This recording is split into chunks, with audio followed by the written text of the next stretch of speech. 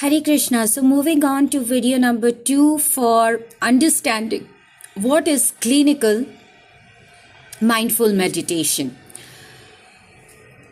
So we were discussing how Bhagavad Gita in detail tells us about the nature of mind. The Bhagavad Gita states that mind can be our best friend or the worst enemy. If you read chapter 6 of the Bhagavad Gita, it's all about mind, the nature of mind, how to conquer mind, what should be the object of meditation, etc. Now, very specifically in text number 6 of chapter number 6 of the Bhagavad Gita, it's mentioned here, Bandhuratmatmanastasya yenatmaivatmana jitaha anatmanastu shratrutve vartetatmaiva shatruvat. For him who has conquered the mind, the mind is the best of friends. But for one who has failed to do so,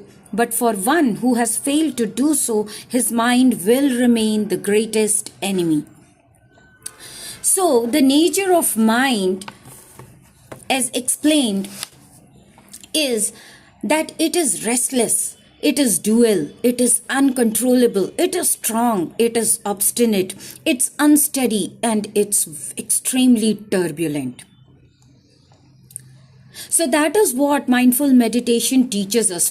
First, let's define what mindfulness means. Mindfulness means to be in the present, to understand what exactly at this point is my mind thinking or doing, what are the activities of the mind without judging. It may be good or bad. It may be right or wrong. It may be anything weird. It may be anything between weird to super fantabulous. It could be anything in between the extremes, or it could be the extreme. But the point of mindfulness is to observe the mind at this present moment. So how does Arjuna describe the mind?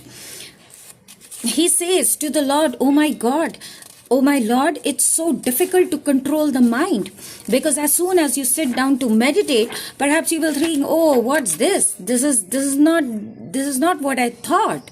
So in chapter number 6 again, in text number 34, Arjuna says, "Chanchalam hi mana Krishna pramati balavadridam tasyaham nigraham manye vayur evasu dushkaram."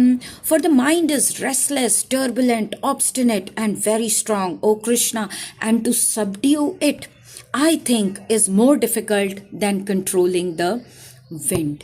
So in the next video, we will see what to do about this obstinate and turbulent mind of ours.